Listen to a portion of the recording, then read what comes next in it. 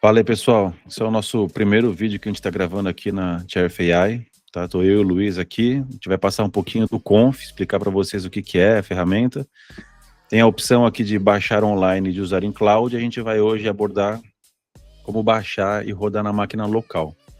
Eu estou aqui no Linux, estou usando o Python 3.11 e vamos lá. Então, o que é o Conf? Tá? Para quem não conhece, esse aqui é o site deles. É uma plataforma para montar workflow, point click, né, por grafos, assim, caixinhas e setinhas, para você usar modelos de vídeo, de imagem, né, normalmente open source, mas ele também dá suporte a modelos fechados, como o Sora, por exemplo, da OpenAI.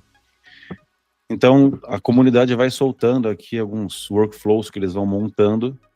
Você pode baixar e usar eles na sua máquina, só que aí você vai ter que ter um hardware capaz de rodar eles, tá? Eu tenho uma 5090 da NVIDIA, mas se você não tiver, você pode vir aqui no Conf Cloud, eu deixei aberto aqui, eles têm planos de $20 por mês, e aí você consegue usar aqui uma A100, que dá para rodar boa parte aqui dos workflows que eles liberam. Aí tem algumas limitações aqui de tempo que você pode usar, então o workflow tem que demorar 30 minutos, você tem 1 hora a cada 8 GPUs aqui para poder rodar, e já vem com um monte de workflow pré-instalado. A GPU, tem bastante gente que roda também com 16 GB, acho que não tem muito problema, acho que menos que isso, só que começa a ficar mais limitado. Mas 16 GB ainda roda alguma coisa. Boa. Então, sei lá, 5080 ou 4080 ou alguma variação da 4070 ou final 70, né, que tem mais memória, tá beleza. É isso. Aqui no caso tem 32 GB de VRAM, então acho que é mais do que suficiente para boa parte dos modelos, é quase ali uns 40 GB da 100. Então aqui tem um pouquinho de como funciona, então só o que eu falei, as caixinhas, você liga elas aqui, e aí você tem que entender um pouco, né, sobre o que é cada caixinha, como funciona, mas você também não precisa ser, que nem o Luiz aqui, é um especialista em rede neural para saber como é que treina e todo o funcionamento da rede em si. Ele permite que um usuário que tem um conhecimento mais inicial já consiga se divertir aqui, fazer as suas imagens e seus vídeos, né? Então, um profissional de marketing quer gerar post na internet ou quer fazer um vídeo do seu produto ou até meme, pode usar aqui o Conf para poder fazer esse tipo de conteúdo. Quando a gente vem aqui, tem o blog deles, que lá eles vão soltando tudo que sai de novo, né? Dá até para ver aqui certinho o que tem.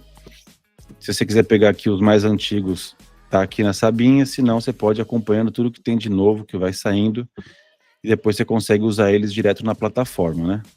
Agora, pular aqui a enrolação, a gente vai lá para o Git, que é onde começa a magia. Tem um monte de coisa aqui, tá? O pessoal é super constante nas atualizações, tem até aqui um commit de ontem, aparentemente.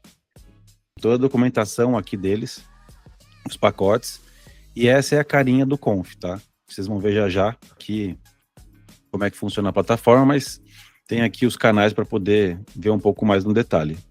Eu não vou passar em toda a documentação, porque no caso ele tem como você usar na versão desktop, aqui normalmente para Windows ou Mac. Aqui é a versão portável também para Windows. No nosso caso, a gente vai aqui nessa manual, que tem algumas opções de GPU. No nosso caso aqui, né, no meu especificamente, para rodar NVIDIA. Eles têm aqui alguns exemplos de workflow, mas que a gente consegue ver também dentro da plataforma. E aqui tem algumas features que eles vão mostrando do que vem saindo. É muita coisa, depois a gente pode fazer um vídeo específico para explicar cada um deles. Mais aqui para baixo tem só os atalhos de teclado, mas também é só para, acho que é heavy user, quem já usa bastante quer usar o teclado aqui para ser mais rápido. E aí, beleza, vou descer lá na parte que a gente vai mexer na parte da NVIDIA. Então, a primeira coisa que a gente tem que fazer, eu até deixei um script pronto. Normalmente, né, a gente costuma fazer, cria um env, e para quem não sabe o que é um env, aqui é um ambiente apartado para não ter problema de compatibilidade de pacote. Depois a gente ativa ele, clona o repositório e instala os pacotes que precisa. Tá? Então, eu vou colocar isso aqui depois no comentário, aqui na legenda do vídeo, mas é algo super simples, tá? Ele é feito para ser fácil de utilizar. Nessa outra aba aqui, então, eu só vou ativar o env aqui. Eu já criei o meu. Aí quando você clona ele, você depois tem que ir para dentro da pasta. Você dá lá aquele pip install que eu acabei de mostrar, que é esse aqui. Então, instala as dependências, depois instala o requirements. que é a mesma coisa que está na documentação, tá? Instala aqui os pacotes, depois instala aqui o requirements. Ele até fala, né, porque quem mexe com isso bastante sabe que normalmente o que mais demora é a compatibilidade dos pacotes do seu hardware. Então ele até deixa aqui algumas coisas que podem dar erro, que já aconteceram. Então instalou tudo, deixa eu voltar lá. Você vem aqui, dá um Python main, ele vai criar aqui um servidorzinho local, clica aqui e aí você já está no conf. Tá? Ele vai carregar. No caso, se você nunca usou, ele vai carregar isso aqui vazio e vai direto para essa aba de templates que eu já vou explicar. No caso, o que está aqui é o Flux, que é um modelo open source, que tem a versão também fechada, mas essa versão é aberta e a gente já explica um pouquinho das caixinhas. Se a gente vier aqui, então, em templates, aí tem vários workflows já prontos que a comunidade coloca, até o próprio time do Conf, mas você pode criar o seu e compartilhar com todo mundo. Então tem aqui imagem, vídeo, áudio, modelos 3D, e depois você tem quase que a mesma coisa aqui para os modelos fechados. No caso, hoje a gente vai mexer aqui em imagem, tá? A gente vai mexer aqui no Flux, que está aqui embaixo. Sempre que tem alguma atualização, isso aqui pode mudar, tá? Mas a data de hoje ele está aqui.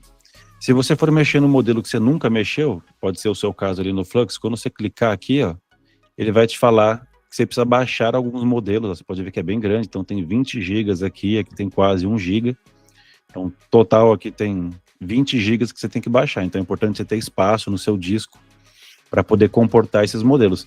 Se você depois quiser deletar porque não gostou do modelo, não foi o resultado que você quis, é só deletar. Eu não vou baixar aqui, porque eu já baixei, também demora, né, 20 GB.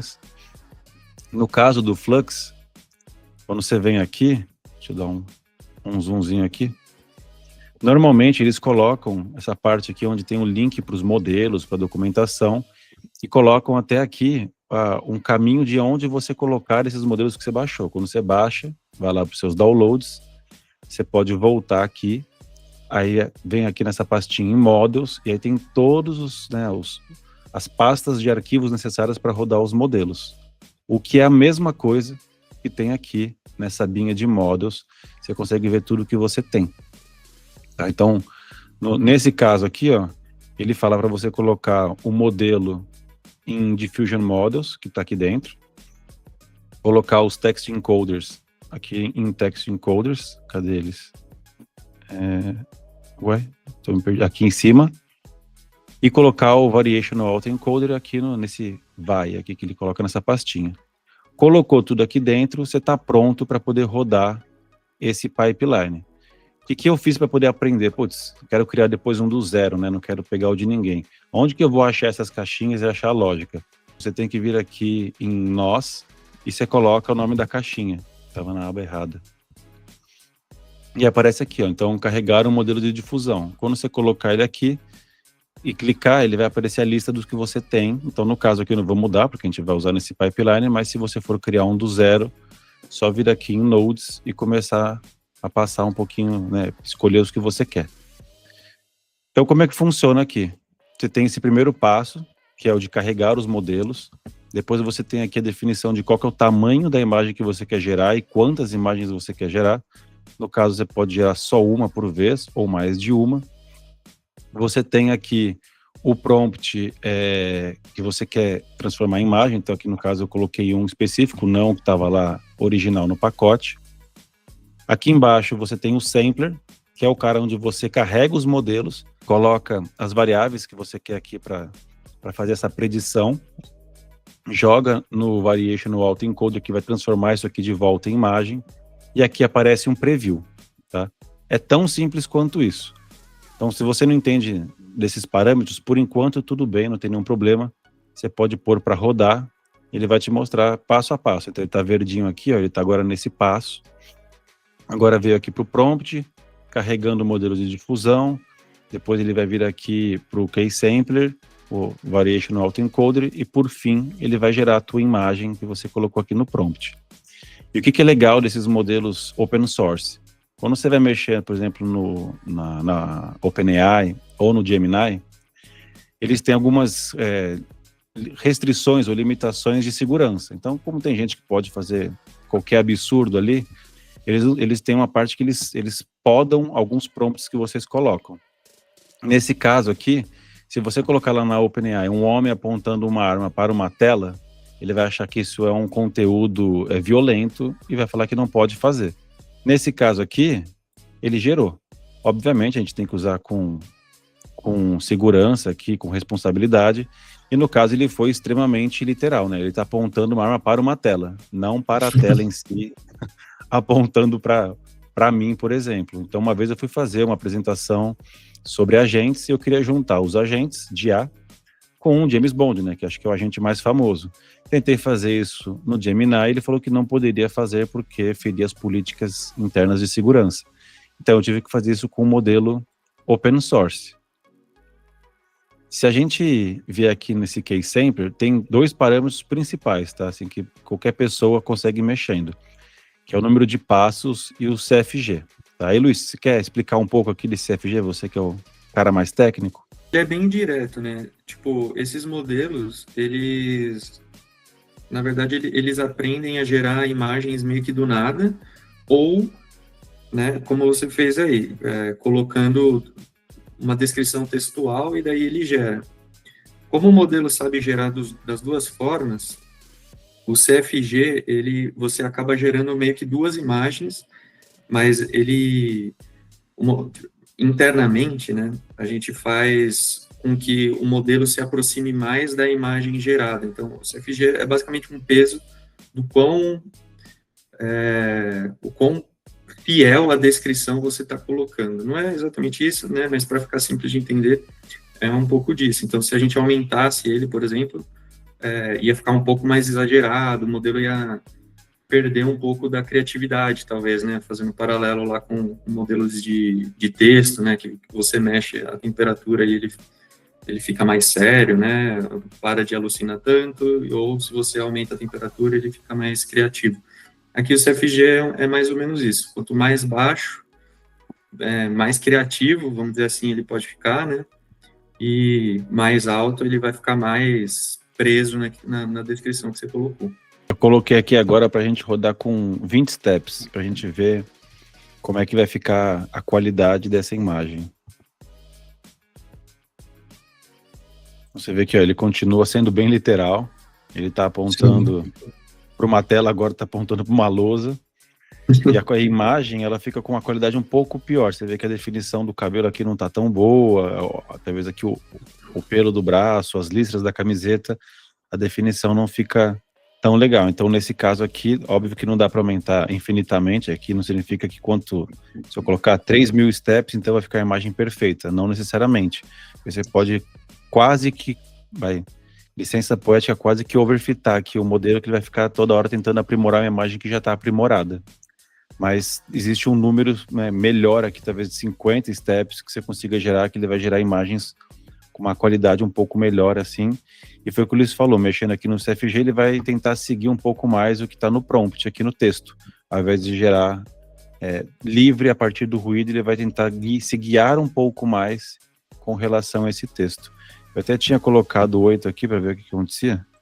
A gente pode rodar aqui e testar. Quando você põe para rodar, se você voltar aqui no Visual Studio, ele vai te mostrando, ele está com o modelo carregado, ele vai rodar aqui agora esses 50 steps. Então, é um pouco computacionalmente pesado rodar esse modelo, se eu não me engano, ele ocupa 25 ou 24 gigas aqui de VRAM, então demora um pouquinho para rodar.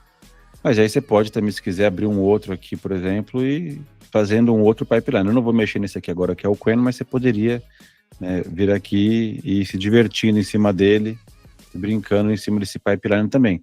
Só não dá para você rodar os dois ao mesmo tempo, porque ele pode acabar estourando aqui a memória da máquina, da GPU, e aí vai quebrar o modelo anterior, ou ele quebra esse daqui e nem roda. Tá? Mas a gente voltar aqui, ó, pode ver que não ficou necessariamente melhor a imagem, tá bem... com bastante ruído aqui, tá até turva a imagem, então sim, realmente não ficou muito legal esse output. Tem uma coisa sobre o CFG que ele diferente da temperatura lá dos modelos de texto, ele, de fato, quando você passa de um certo valor, e esse valor, ele depende muito do prompt, depende do modelo e tudo mais, você, tipo, é que o CFG, ele efetivamente altera a imagem, né? E aí, se você coloca um valor muito grande, o modelo, ele dá uns passos meio que muito fortes na direção, né, do teu texto, e de fato pode piorar, assim, ele é para ser usado de uma forma mais parcimoniosa, assim, valores de até, né, que eu vejo por aí, até uns 4,5, assim, é o que é mais utilizado. E depende do modelo também, né? Mas só para complementar os steps, o primeiro que você rodou com poucos steps, ele também é uma forma de você deixar o modelo mais criativo, tá? Tipo, por mais que a imagem fique um pouco pior, mas para esse caso, esse tipo de modelo, o Flux ele usa um autoencoder, né, para de fato produzir a imagem final. Aí nesse cara, o autoencoder, se ele for bem bom, dá para você rodar com menos steps. Em menos steps, o modelo fica mais criativo também, porque é como se ele não tivesse chegado, né, no ponto final, que é o texto teu. Ele parou no meio do caminho. Então, pode ser alguma coisa semelhante, mas ele ainda não chegou lá, sabe? É isso. E eu carreguei aqui só o original, né? Quando vocês carregam a primeira vez lá o Flux, ele vai vir com esse prompt, que é o prompt que está gerando a imagem que está aqui. Então, eu carreguei ele aqui, vocês podem ver que como a semente que a gente fala aqui é a mesma, ele gerou exatamente a mesma imagem. Mas e será que se eu mexer aqui, nem que seja só um pouquinho, vai gerar a mesma imagem? Então vocês podem ir testando isso para ver realmente como é que fica mais próximo do que vocês querem. Uma boa prática é se a própria pessoa que criou o workflow já colocou esse CFG e esses steps, normalmente em torno disso é algo próximo do que eles costumam indicar como ideal para gerar nesse workflow. Não significa que vai ser melhor para o seu, dependendo do que você vai fazer, outro prompt pode ser melhor ou pior.